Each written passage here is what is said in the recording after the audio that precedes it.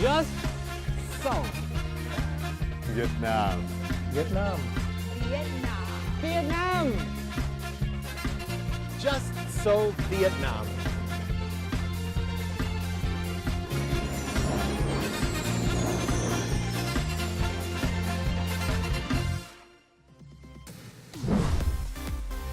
In this episode of Just So Vietnam, let's discover a habit of many Vietnamese people, taking a nap after lunch. And later on, join our guest Brian Nathan in a journey to discover a unique coffee culture in Saigon, Ho Chi Minh City. And now, here comes our main host, Martin. Hi everyone, how's it going today? My name is Martijn and this is Just So Vietnam. We're going to provide you with a lot of information and things you can do in Vietnam. At least as much as we can fit into 10 minutes. Now let's join my co-host Sam in the first segment, Just Ask.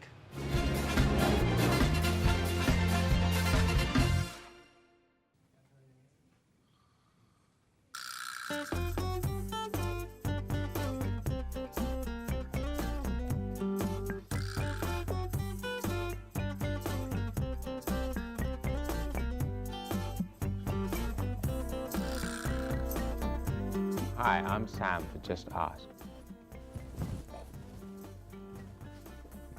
Hi, I'm Sam for Just Ask. Photos of Vietnamese people taking a midday snooze in random locations has become an internet sensation.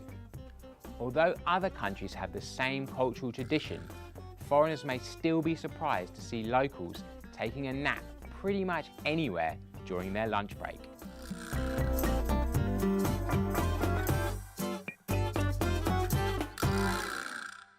As ngủ trưa, or lunch sleep, takes place during the work-lunch break, in the office people often have a pillow, a cushion, a blanket, an eye mask.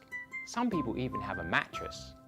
Outside, one of the most interesting things you can see is a tuk-tuk driver asleep in a hammock that they've put up in their vehicle. Now that's resourceful.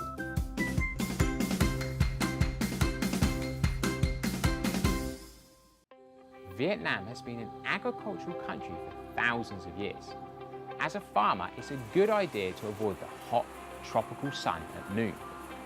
Nowadays, it's the same thing.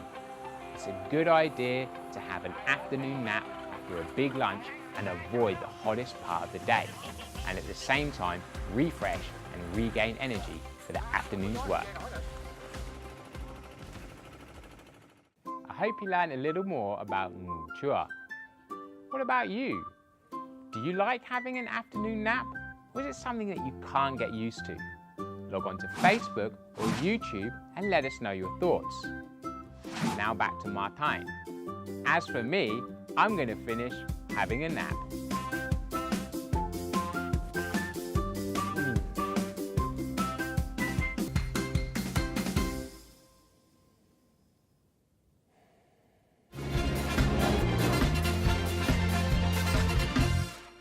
Saigon has a really unique coffee scene. We're about to explore a cafe that's not just a normal cafe. They sell coffee, they sell food, and they also sell something really, really special. Come in and find out what that is.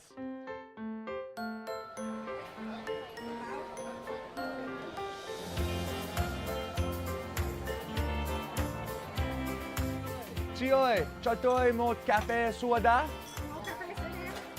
So, we actually use these little things here to pay for the coffee. You give the person over there money, they give you this little coupon, and we exchange that for the coffee.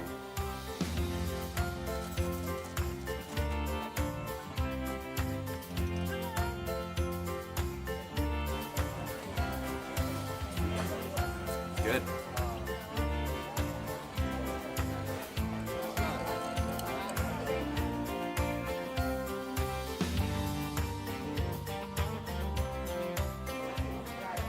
Located in an alley on No Cheng Long Street, Bin Tan District, Cafe Cao Ming is the venue for the Cho Ve Chai, an antique market with a destination for antique enthusiasts in Saigon every Sunday.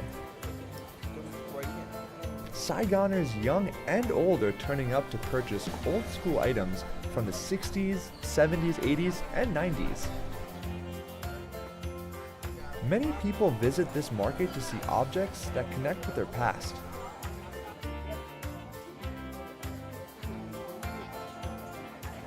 Tất cả những cái gì chung quanh bác thì nhiều kỷ niệm lắm. Người ta hay quyến luyến với những cái đồ đạc ngày xưa. Chứ còn bây giờ đồ mới thì đầy rẫy, mua cái gì chả được.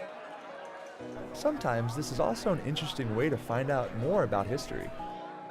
I was really interested about the whole picture in this market because my grandmother and my mother who are Vietnamese, I can imagine the life they had when they were in Vietnam.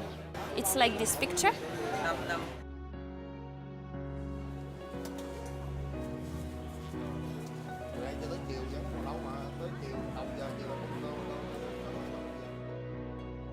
It's really cool. All of these photos are old and they're about 30 to 50 years old. These photos are really cool. They give you a glimpse of what life was like 30 to even 50 years ago. You can see in this photo right here, it's like it's a party. Looks like a social gathering or maybe even a wedding in Saigon. And even this one right here, it shows traditional Vietnamese women in the dress, which is called a áo dài. Wow. This is a photo from 1953, and it shows a man selling newspapers there. Really, really cool. And you can even see like the newspaper there, it says Yeast Weit. Yeast Weit. Sounds German, I don't know. Bao nhiêu tiền? Này 100.000 Việt Nam. 100. Oh. Yes. 50.000? Ồ, 50.000 à? Rồi thế bán luôn. Bán để làm quen. Yes. Okay, come on. Okay.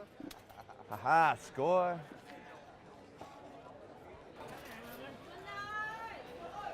Oh. Okay, come on. Okay. You've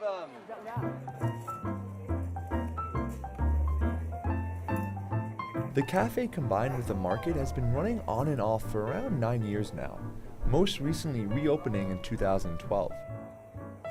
Here, visitors can enjoy their coffee while going around and choosing their favorite items. Items on sale here must have clear origins. Buyers and sellers are happy to barter with each other for a fair price.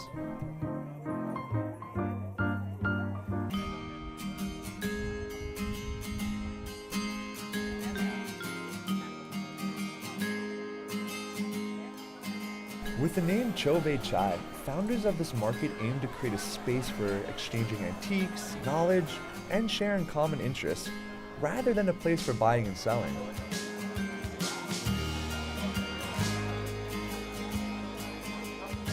The coffee menu here is not so diverse, but this market is still something worth visiting for anyone who wants a combination of iced milk coffee and antiques.